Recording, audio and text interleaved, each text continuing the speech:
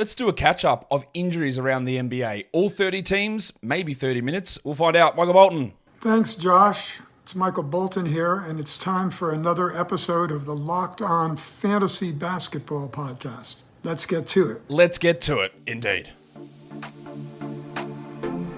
You are Locked On Fantasy Basketball, your daily fantasy basketball podcast, part of the Locked On Podcast Network.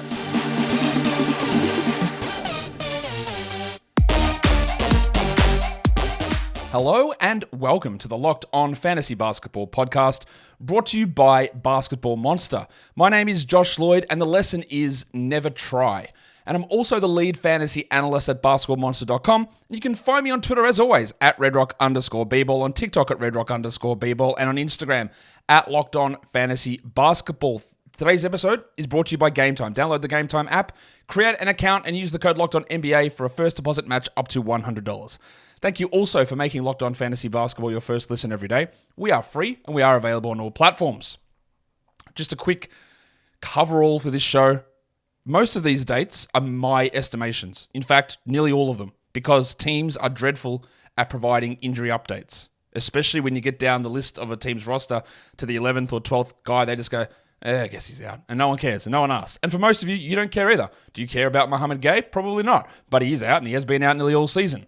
So a lot of these injuries, the timeline will not be exact because it's impossible for me to know because the teams don't know, or the teams don't tell us, or a combination of both. Okay? I'll go through and explain as much of that when we go through each individual injury here, just to talk about the ones that we do know or what we're speculating, all that sort of stuff. So we're going to go through all 30 teams. We're going to let's get it out of here maybe in 30 minutes. We'll try. We'll start with the Atlanta Hawks. We're going in proper alphabetical order today. We're expecting Jalen Johnson around the beginning of January from his wrist fracture. While he is out, the same stuff is rolling. Saddiq Bey, Bogdan Bogdanovic, DeAndre Hunter all getting boosts. We've seen recently that Onyeka Okongwu's also got a boost. They're playing him alongside Clint Capella more. That's largely because DeAndre Hunter's been missing. He's questionable with a knee problem. Clint Capella is questionable with a knee bone bruise at the moment. And Bogdan Bogdanovic is questionable with an ankle issue. So there is absolutely no reason that Onyeka Okongwu should be sitting on your waiver wire, considering there are 4 players, one who is out and 3 others who are questionable, who are going to directly impact his production and playing time. If they cop hits to all of those Hunters and Bogdanovic's and Capellas, it just means a lot more for DeJounte and for Trey and for the depressed penis Saddiq Bey. And then you're going to get like Wes Matthews's and Garrison Matthews's, the 2 Matthews who spell their name differently. They can jump in, but we don't care about most of that. As I choke on myself. AJ Griffin is out again for personal reasons. I've got his expected return as December 20th, but we just don't know. They just rule him out each game for a personal issue. Hopefully he's okay and his family is okay.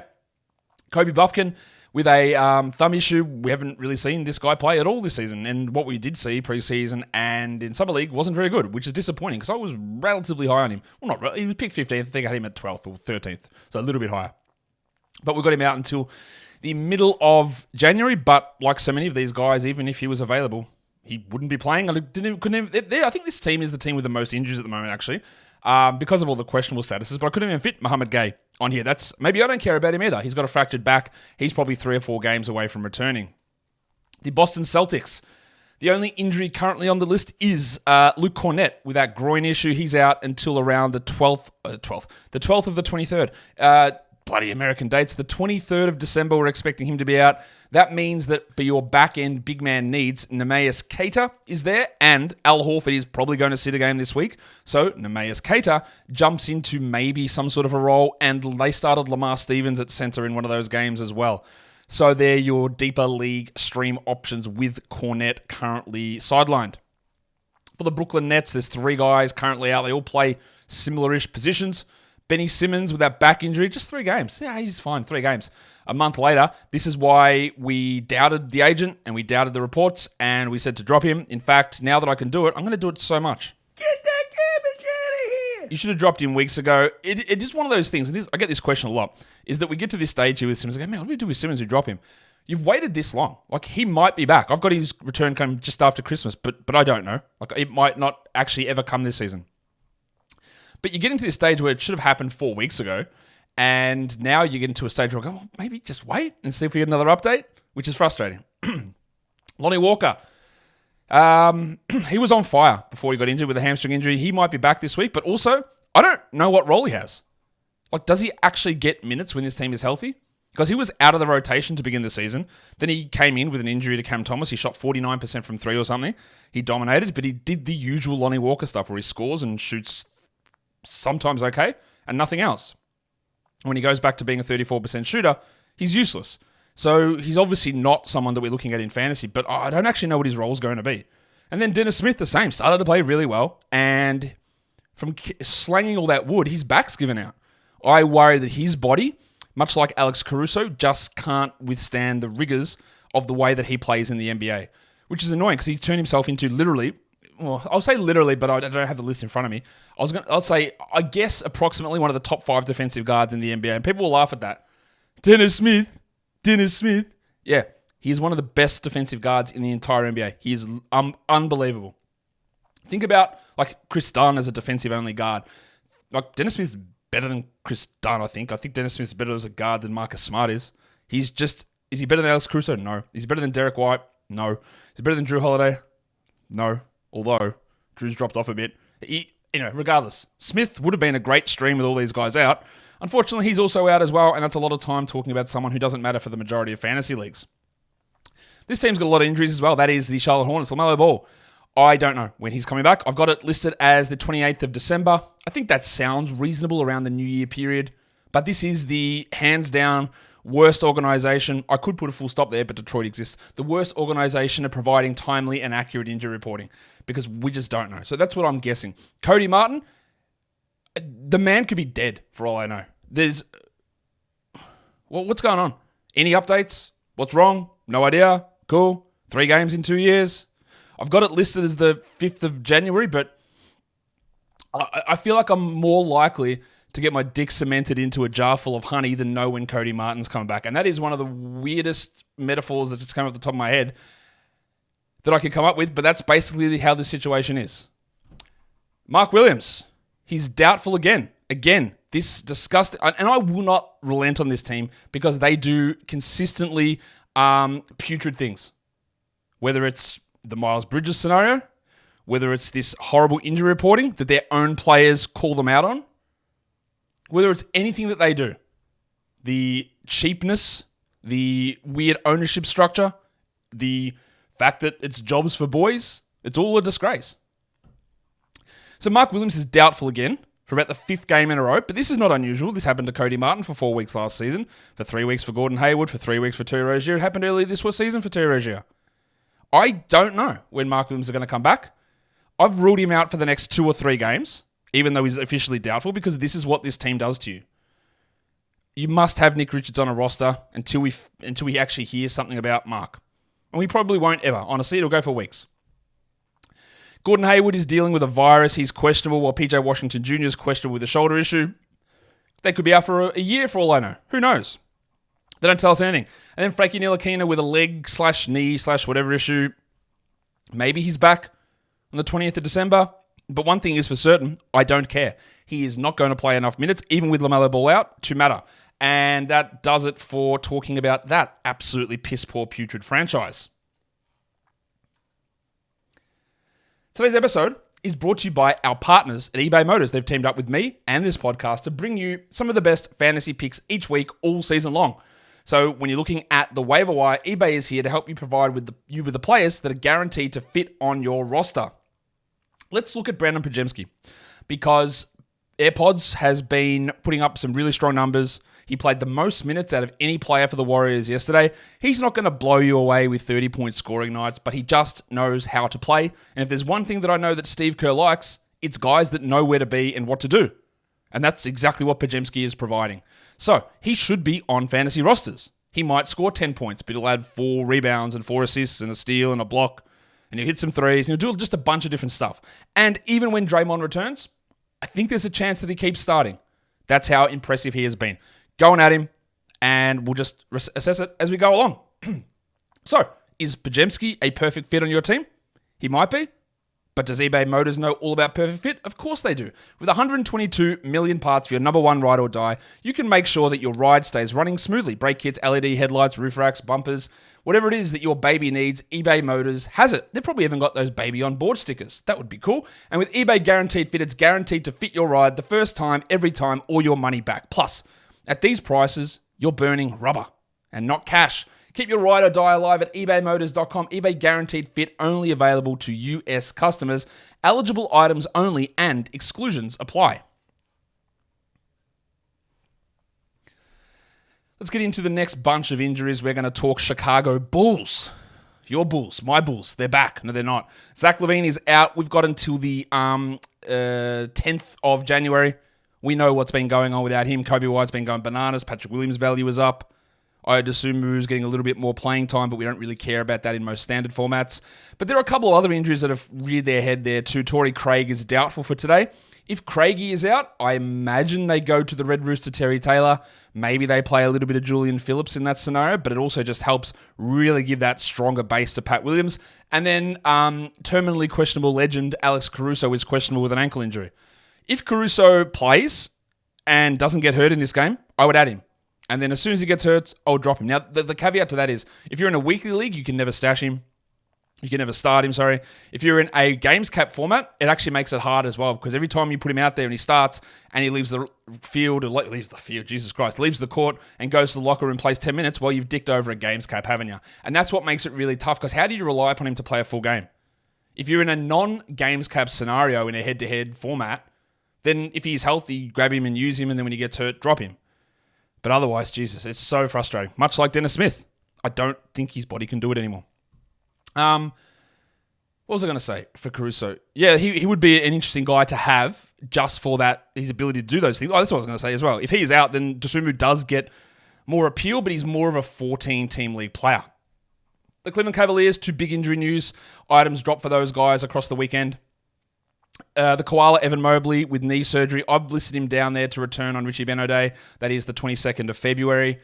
That is about 8 weeks from now, a little bit over. You know my theory. You say 6 to 8 weeks on a knee surgery. I'm going to tell you it's 8 to 9. That is just the way that I roll. And it has a pretty high success rate because you are cutting into somebody's knee. I don't care how minor you think it is. I don't care how minor they say it is. I don't care how optimistic they want to be on the front end of that time frame. Just go the back end and add a week onto it. That is your safest way to do it. And that is why I'm putting Mobley there. That is why I dropped him in a league when I already had my IL spots full. Because by the time he comes back, that is fantasy playoffs. And he'll be limited. He will be missing back-to-backs, and I just needed the spots because I was like seventh or 6th in that league and needed to get some wins. And thankfully, I did get a win this week and pushed up, I think, to 4th. But regardless, yeah. Replacing him, Isaac Okoro. I don't think we add him in 12s. George Niang, we don't add in 12s. Dean Wade, we don't add in 12s. Maybe we look 14 for those guys, but that's about it. And the other one is Darius Garland, who I've got returning around the middle of January from his fractured jaw. Karis LeVert is the ad, even though he only played limited minutes last game. Go with him. Do not add Craig Porter in 12s. Porter's more of a 16-team league guy at this point. And I haven't Ty Jerome with the ankle. When's he coming back? This is Cody Martin territory. What happened to his ankle? He played like 2 games to start the season, sprained his ankle, haven't seen him. Did he have a grade 3? I guess so, but because he's down the bottom of the roster in terms of the quality of players, nobody cares. Nobody says a single thing about Ty Jerome's injury. I don't know when he's coming back. I actually don't care, but I don't know. I wonder if they put him in over Craig Porter. It'd be pretty silly if they did. Also, the other one, which is sad and more serious, are we ever seeing Ricky Rubio again? I really fear that his career might be over. What's happening? And I know I don't need details of why he is out. I know that he's dealing with mental health stuff, and I can piece 2 and 2 together about the fact that he's been away from home for so long, and he's dealt with multiple ACL injuries, and he's rehabbed from the last one. He didn't play as he wanted to after it. Maybe all that's getting to him, and he's older, and he wants to be back in Spain with his kids. I get that. Maybe that's why it is. Doesn't really matter.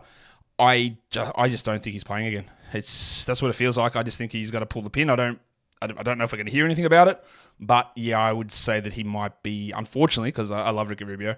I think he might be cooked. Yikes. Dallas Mavericks, Kyrie, heel contusion. I've got there a return on the 22nd of December. Pure speculation. That's missing a couple more games. Maybe not. We'll find out. Joshy Green, maybe a game after that with his elbow issue. Maybe, but he could be more after Christmas. The absences of those 2 blokes does give you that extra window for Derek Jones and for Dante Exum, and they are usable in 12s until these players return. Derek Lively is out today. I'm just giving him out at least a couple of games, so maybe returning on the 22nd of December, but I would not be shocked if Lively is out for the rest of this week. Do not drop Derek Lively. For the love of absolute God, do not drop Derek Lively. In his place, who knows? Maybe it is Rashawn Holmes, but he missed the last game with an illness. Maybe he's ready to go. Maybe it's Dwight Powell. In all likelihood, you just don't grab anybody, and they run a Powell, Holmes, and Grant Williams triumvirate. They could have run a Maxi Kleber situation, but what's going on with this guy? He's got a toe sprain for the last 2 months. Is he ever coming back? I guess so at some point. They're also playing Markieff Morris because what the hell year is it? Seriously. Not much to look at there fantasy-wise. Denver, clean. Apart from KCP's head injury, which is a concussion protocol thing, with him out, they started Justin Holiday, and I couldn't tell you how little I care about that for most fantasy leagues. That is a 16-team thing. Reggie Jackson pushes into 12-team stream territory, and the headmaster and Aaron Gordon are both listed probable, but I'm not going to go through and put probable people on the injury report. For the Pistons, speaking of the worst franchise, which I was earlier, there they are, these guys. Just quickly, Monty Williams is not getting fired. It's just not happening. Is Troy Weaver getting fired? He 100% should have been fired 3 years ago, but apparently they're not firing him in season. And again, that is just another horrible mistake from a horrible franchise that has some of the best and most passionate fans who know what they're talking about. And I feel sorry for them because their owner is absolutely lost their shit. Like, I don't know what they're doing. So they won't fire Weaver. They're going to try and let him make moves to get out of this shit. Seriously. Jalen Duren have got out until after Christmas with his ankle injury around the 28th of December. His replacement at center had been Isaiah Stewart. He's dealing with a shoulder issue. He's going to miss today, so maybe the 21st of December there. And honestly, with those two guys out, we are actually looking at James Wiseman. Now, do I think James Wiseman is good? Absolutely not. Do I think he's got potential to become good? No, I don't. But could he get a double-double with a block or two on decent field goals? Sure. Could he completely screw up an offense? No, because this team's already terrible, so it can't get worse. So there is a chance for him. Does he have more potential than Marvin Bagley? Yeah. But it is worrying about how that will all be used. When Stewart comes back, do they go Stewart and Wiseman? What are they going to do? It's just a complete mess. I don't mind a stream at the moment of Wiseman, though. Killian Hayes has popped up as questionable. You don't need to roster him in 12-team leagues at all. Get that garbage out of here! They just need to fully commit to him being 20 minutes and Ivy being 30, or let Sasa play 20 minutes. Although, again, I think the value of Sasa is a little bit overrated. Monte Morris is out until January. Does he ever play a game for the Pistons, do you think? I'm not sure. The Golden State Warriors, Draymond Green. We got news today on the suspension that he's out at least. Make sure you always look at that. At least 3 weeks. Doesn't mean it'll be 3 weeks. It means at least 3 weeks. Now, the NBA is soft as shit on suspensions. We know this. 3 weeks is nothing. Honestly, I suppose it's part of me growing up, right? Watching the Australian Football League, and before that, it was called the VFL here in Australia, and you see suspensions, and 3 weeks, must have been like a decent enough hit. Yeah, 3 weeks suspension, no problem. Here, it's like this guy's done it 50 times. He smacked another guy in the head, and they go, 3 weeks. Man, that's such a long time. It's not. It's not that long at all. Like when they're big, serious incidents here, 6 weeks, 8 weeks, 9 weeks. That's the suspensions we give in a 22-week season. We go done with this. Here, it's like, 3 weeks. Yeah, that is a long time, isn't it? No, it's not. It's actually not long at all. I would have thought I knew they would go at least 10. I thought they should go 20, but who knows? Anyway, I've got that return set at about 15 games, which is 19th of January. Gaz Payton, which they didn't call a calf strain, they called it a calf tear, which makes me think, 3 months. But apparently he's going to return around Christmas. What? How he fits in the rotation, I have no idea. Do they take Moses Moody out? Because they're not taking Pajemski out. Do they take John Kuminga out? I don't think so. He's starting. Does Payton play at all? Like, something has to give there. Payton, very good defender, 30 years of age, not part of the next great Warriors team, I would guess. I don't know what they do with him. But something could impact it. If they take Moses Moody out of the rotation. So just watch that to see what happens if and when Payton returns. Rockets, pretty clean. All we have on the injury report there is Amen Thompson. with an illness out again. He might be back for their next game, which is on Wednesday, I think. They've got a really packed 5-game and 7-night schedule, which started yesterday. Amen is absolutely not a 10 or 12-team league player for redraft for Dynasty Leagues. Yes, he is. Don't leave him on the waiver in any Dynasty League. And if you ever have to make a decision in a Dynasty League to whether you roster Amen Thompson, your league rules need scrapping and complete changing. Bring whoever from your league that wants to discuss, that disagrees with me, to me. I don't care. If you are in a Dynasty League and you have to make the decision whether you're rostering Amen Thompson, your league needs to change all of its rules. It is completely broken.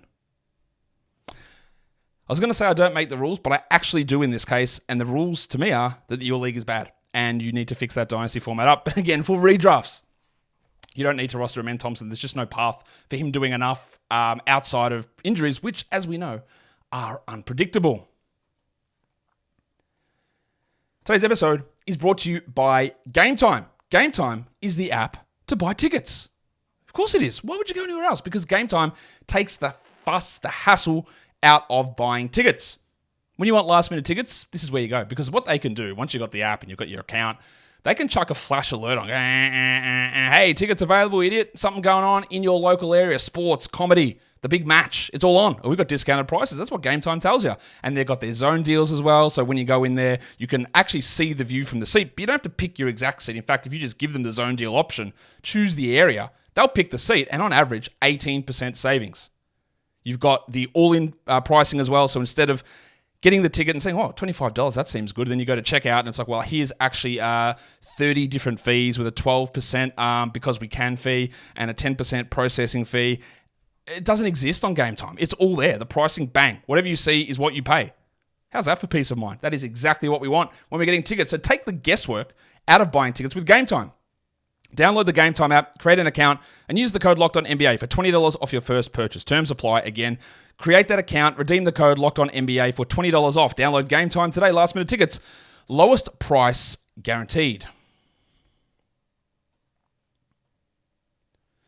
All right, now let's get through the rest of these teams. Indiana, a couple of injuries popped up here. A couple of that are a little bit longer term. They're not super long term. Jalen Smith sticks with his knee injury out for at least a couple more. I would guess he's out for the rest of this week. Same with Andrew Nembhard with his knee. But the thing with the Pacers is both of those guys being out opens up tons.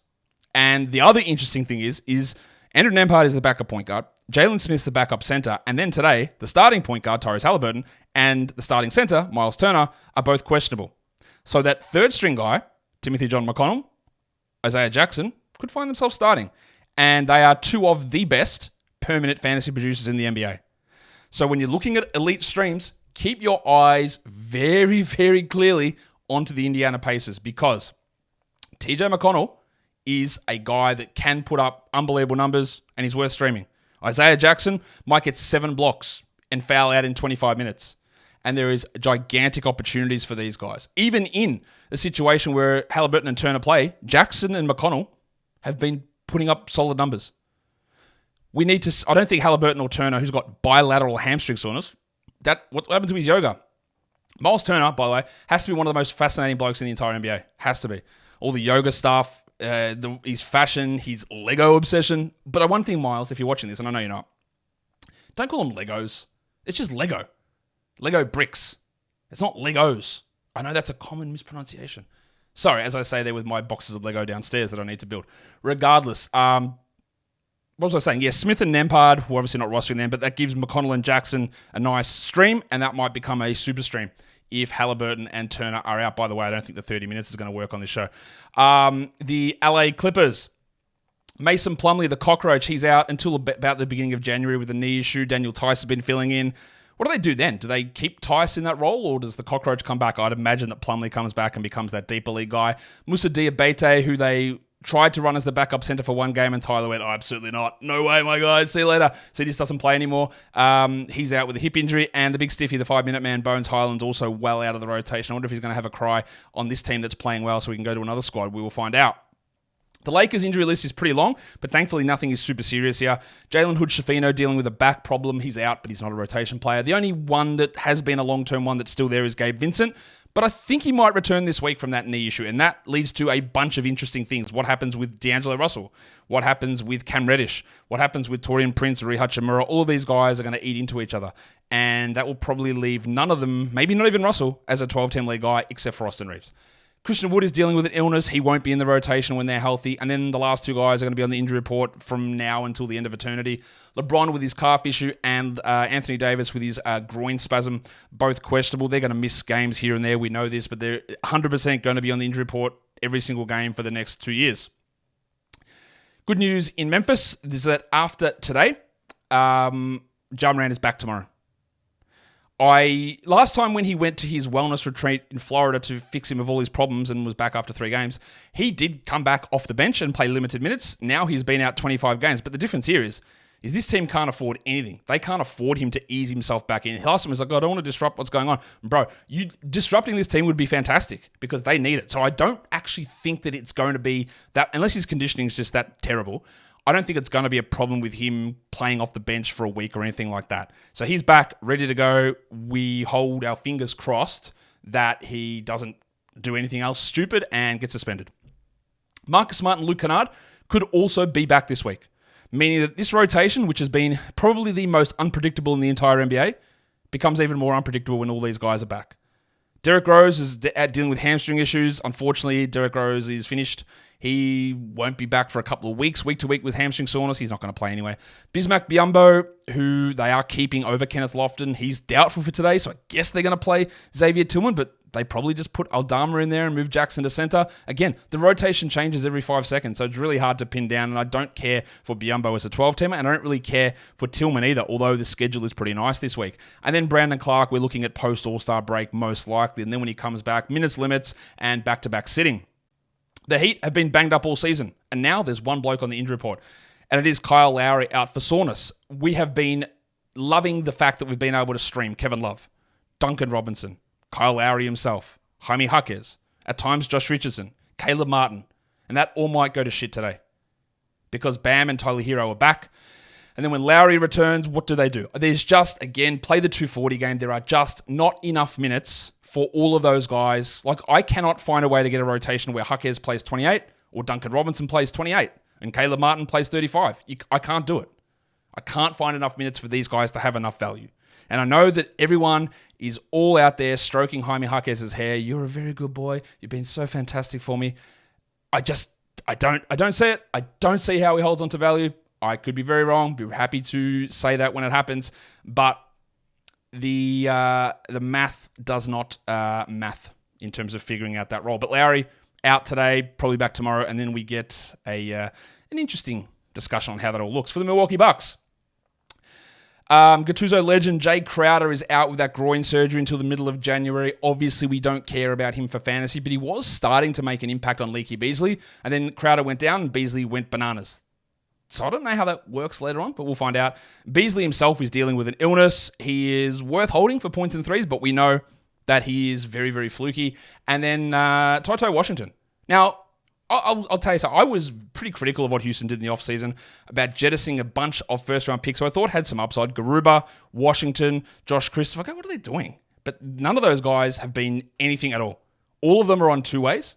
Washington with Milwaukee, Christopher with Utah, and Garuba with the Warriors. None of them have done a single thing. So the Rockets probably made, even though they made those picks, but cutting bait on them to get other guys in, turns out it was the right move. I still do believe a little bit in Ty Washington.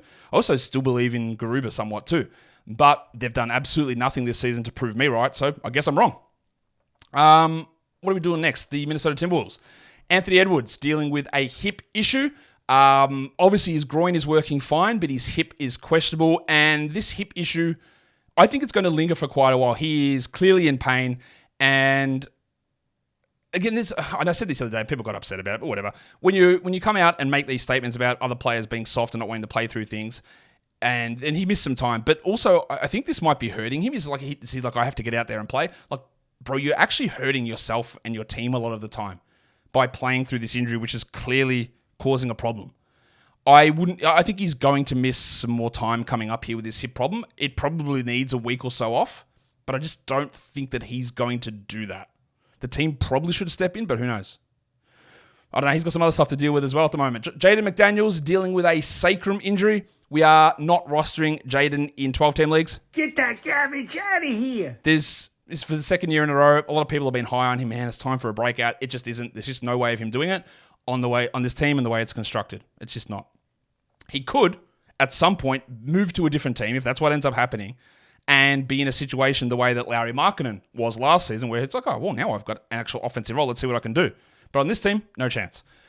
Josh Minot, who is a very interesting deeper dynasty guy. He's dealing with an illness. Not going to worry too much there. And Jalen Clark with an Achilles. He's out until March. The Pelicans. They're always one of the biggest injury legends in the NBA, but they're all right.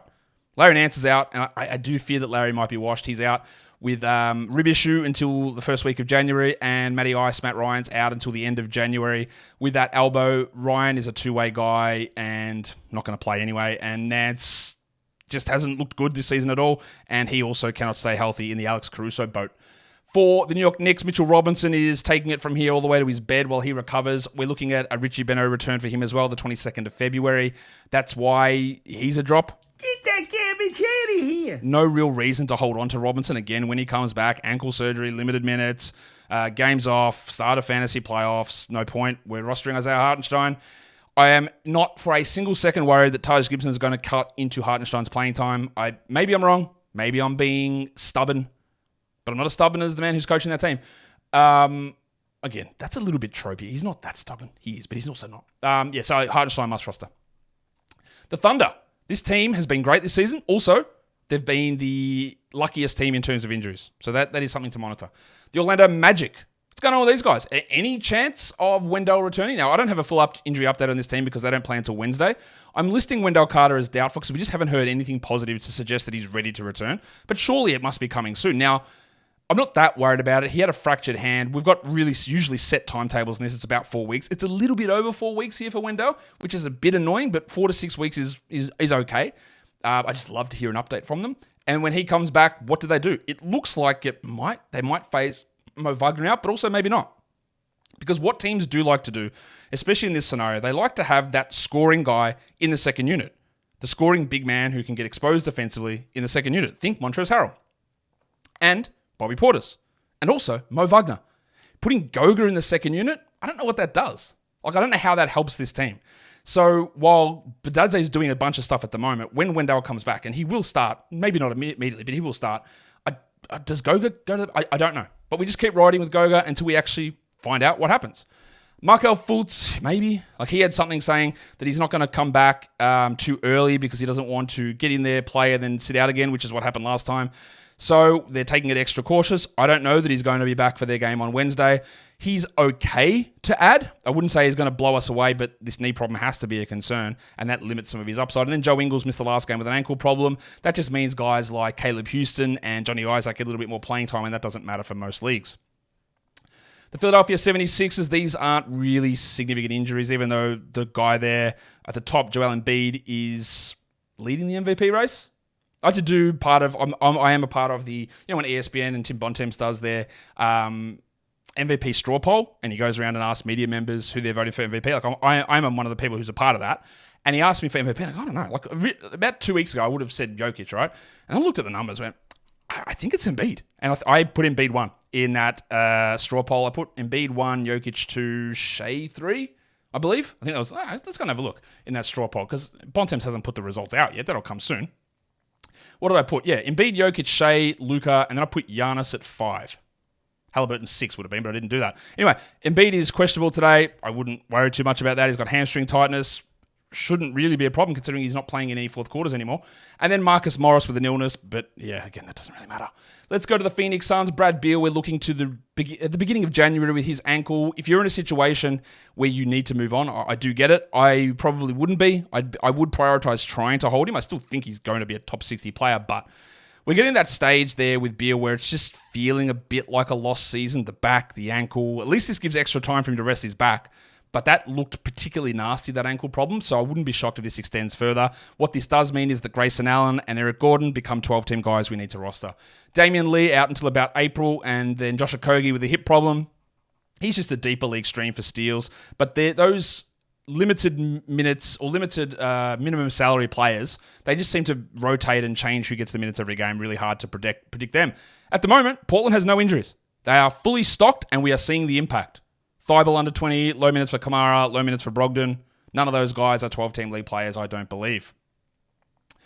The Sacramento Kings, De'Aaron Fox missed the last game with a shoulder issue. They will start, I'm guessing, Keon Ellis in that position if Fox misses again.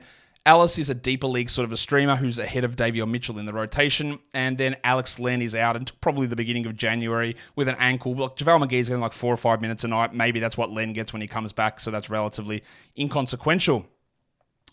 Next team is the Spurs. The only injury on that team at the moment is Goldfinger Charlie Bassey. He tore his ACL and he's out for the season. I like Bassey, but I think it might be over for him now. That is 2 significant knee injuries in 2 years.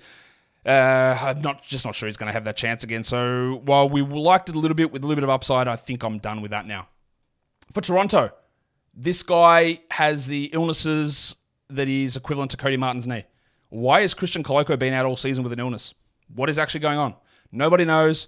The man has his privacy, whatever, but this is weird. All right? It's weird. Maybe he's back at the end of December, but honestly, who cares? I care for his health, but I don't care from a fantasy point of view. And if they're not going to care to update me, then I'm not going to care to speculate. The Utah Jazz have a bunch of injuries here. Jordan Clarkson with a hamstring. We're looking at beginning of January, I think, for him to return. Keontae George's foot. Not sure. They said it's soreness and he avoided all problems, so maybe he's back middle of this week. I think it's worth holding until at least you get an update. But if you know your league and you're in a 10-teamer and no one's going to grab him, then who cares? Move on. And in a 10-teamer, you can do a lot better. Johnny Collins with an illness is questionable today. I think he's going to get benched this season. I don't think he's going to stay as a starter. I think Taylor Hendricks is going to take over. It's just a matter of when that happens, and it's probably in March or February, I'm guessing. And then Omer Yurtseven also missed with an illness. He is out for today, and he is not going to be a part of this rotation. And lastly, it is the Washington Wizards, and it's relatively okay. I know there's 4 guys on this list, but they don't really matter. DeLon Wright with a knee injury might come back this week. I don't think that DeLon impacts much for fantasy. I don't think it impacts Tyus that much. I don't think it impacts Poole. I don't think it impacts Bilal, although Bilal played only 20 minutes last game, still should be rostered. And then Johnny Davis with a calf out until the end of the month. Ryan Rollins until the start of January. And Landry Shamet, again, the most NPC player in the NBA. He's out with a rib issue. Maybe he is back this week, but none of those things matter for most fantasy leagues. Yeah, Dylan Wright's not a 12-team league guy because people would do it. Unless, again, you're one of the Yahoo Rankings legends who believes that Dylan Wright was, say with me, 50 spots better than Giannis last season. And we got it done in under 40. That is the end of today's show, where we looked at all 30 teams for injuries. And by the time this gets posted, I'm sure there'll be other injury updates, so I do apologize for that. Go ahead and be a double banger. What does that mean? That means you listen on audio and you watch on video. You watch on video, you go listen on audio. And if you are here on video, hit the subscribe, hit the thumbs up. We're tracking. We want to hit to 80,000 before the end of the season. We actually want to hit 100,000 before this season. But let's go to 80. So hit the subscribe, hit the thumbs up. Leave your comments down below, guys. We are done here. Thank you so much for listening, everyone. See ya.